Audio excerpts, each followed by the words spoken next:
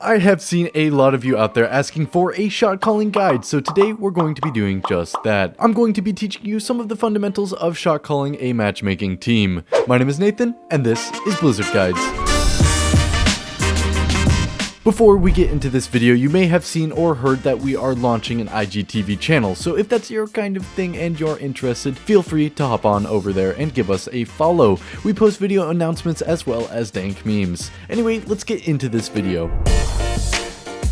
At number 5, know when the fight's over. The biggest way you can help your team is to really get your game sense going for winnable and unwinnable fights. In Overwatch, win conditions are really the king of a team fight. Kill a certain hero or use a certain ultimate and win the fight. Win conditions can simply be kill their Moira, or more complex like get our Ryan and McCree and Mercy up to high ground so that we can put pressure from behind while the other teammates push up. Win conditions exist on both sides, so certain things like preventing the enemy from killing your Moira, preventing the enemy's Ryan, McCree, and Mercy from getting high ground could very well be win conditions from the enemy. Because of this, you need to learn to quickly pick apart various win conditions in the fight and learn to exploit them. As a shot caller, if you identify these accurately and therefore decide whether a condition has been met or lost, you'll be able to properly communicate to your team whether or not to dump resources into a fight to capture some objective. For example, if your team has lost its D.Va and Genji but the enemy has lost both their Mercy and Zenyatta and are left without heals, typically this fight is deemed winnable and thus doesn't really need any more resources used. So you can call something like this fight is winnable, don't use ultimates. On the contrary, a fight where you have lost your Mercy but have killed the enemy's DPS could very well be winnable depending on the map, but will definitely require ultimates to be used, whether that be something like Transcendence or something like Dragon Blade. The specifics come down to recognizing the probability that a certain ultimate will give a large advantage in the fight and remove certain counters to positions or heroes on your team. If your DPS are dead and your main tank is out of position, committing a graviton to the fight will not net any value and thus isn't very useful. However, if your main tank can be nano boosted and is in position, a graviton could get lots of value from a fight, moving the fight into a winnable category. The difficulty comes in recognizing what resources will win the fight, or rather set up the fight to be more favorable towards your side.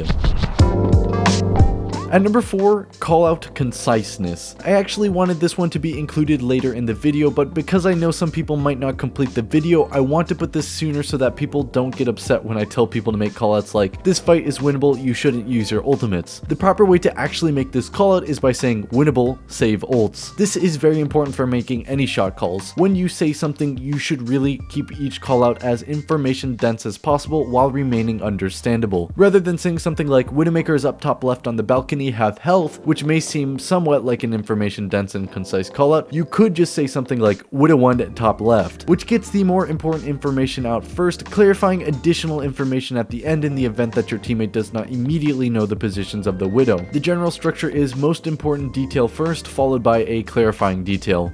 Callouts will sound a lot like Widow 1, or use no ults, or use ults, or winnable, or fallback, or C9. These types of callouts communicate the most important details quickly with minimal syllables. Always try to keep your comms as clean as possible. At number 3, ult plans. Before a fight, if you have ultimates up, you almost always want to plan your ultimates out. Let's say that you're running a team comp like Ryan, Zarya, Hanzo, Widow, Mercy, Zen.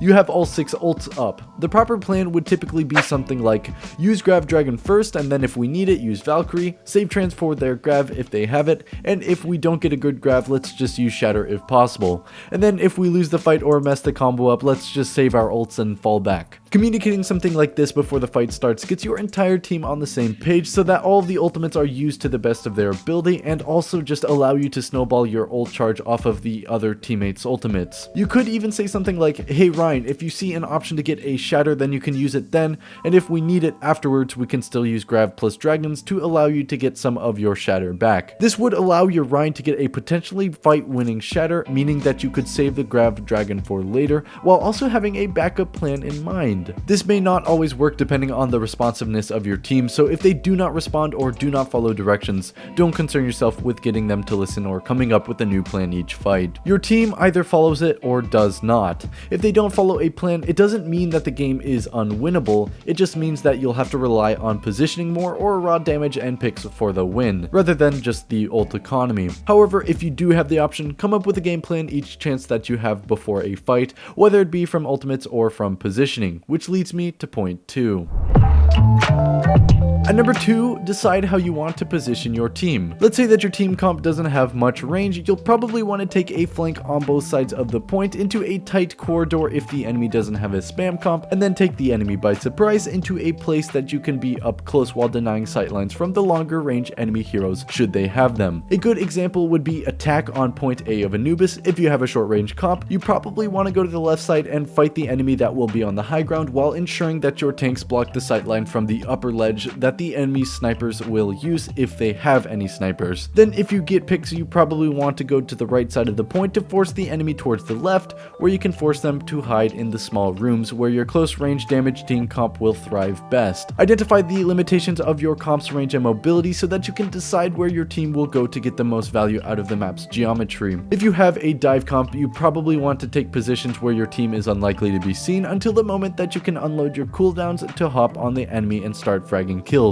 Something like this will require that you get an ally DPS or tank to scout out a target to kill, so communicating that will also be somewhat important. The way I would say something like this is, alright guys, let's push up to the wall behind the choke, and then Tracer, you go on the left to see if you can find their Zen or McCree and let us know where he is, and I'll call the dive. Once the Tracer relays this information, I'll call something like, okay, Zen's on the back right platform, let's get ready, 3, 2, 1, go go go. And then we would roll out into target calling. This obviously relies on the fact that you have a responsive Tracer in comms, but if you do not, you can still very well scout by yourself if you have the ability to. So for example, if you're playing something like Diva, Winston, Lucio, Genji, Widow, or something like that, which you can either scope in and take a different angle, or peek without taking too much damage, or something that is just mobile enough to look at the backlines without taking damage. In general, you just want to get your team into a position that will give them the most value provided what resources you guys have. And after these calls, I mentioned target calling, which is going to be the most important thing.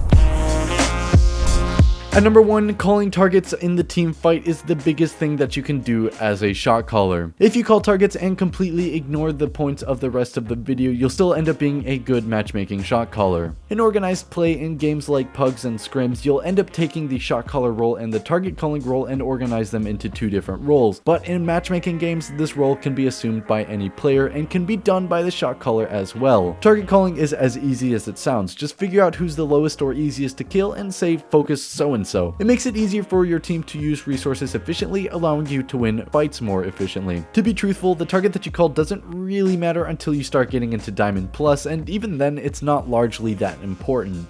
The most important thing is that you just call a specific target in the fight that's somewhat nearby, but that's not to say that calling the most ideal target doesn't help at all. Rather, calling the most ideal target improves your chances at winning a fight and is more consistent, but just simply calling any target can be inconsistent in terms of win probability improvement. Therefore, you definitely want to learn which targets are ideal, but you shouldn't be too harsh on yourself if you don't know exactly who to call out. My thought process when calling targets is pretty simple. First of all, if there are any outstanding targets that require very little resources to kill, so something like a Zenyatta that's completely alone, or a Reinhardt that has no shield and is half health are good targets. Then from very nearby heroes, I will identify who has the least cooldowns up or who may have a fight-winning ultimate. Some examples would include a Tracer that has no recall, a Hog that has no hook or heals, or a Genji that has Dragon Blade charged. I would pick the Genji over Tracer or the Hog just because a good blade will win the fight for the enemy, while the Hog or Tracer probably won't contribute as much. Then if there's an enemy that's contributing a lot of resources, so something like an Ana that's been healing a lot or a Rein that's blocking a lot of damage, I will call them. For the Ana, I will actually tell my tanks to block an Ana from healing, and in the case of the Rein, I will actually tell my team to burn the shield, which are still technically valid targets. Resource contributions are a big part of team fights, so that's also something to consider. Then I just repeat these steps until the fight is won or lost. Anyway, I hope you guys enjoyed this one. If there's any niche calls that you would like to be explained or any clarifications, feel free to comment and ask below, or hop on over to my Twitter to either DM or tweet me. I'll always be checking and I am more than happy to respond. Also, if this video helped you out, please consider dropping a like to let me know. It helps us out a lot and is a great way to show your appreciation. And if you really enjoyed this one, consider getting subscribed and getting notified so that you don't miss any of our content. We upload tips and tricks videos just like this, as well as epic moments videos so that you can see the best plays from around the globe. Anyway, I hope you guys enjoyed this one. Have a nice day. My name is Nathan, and this was Blizzard Guides.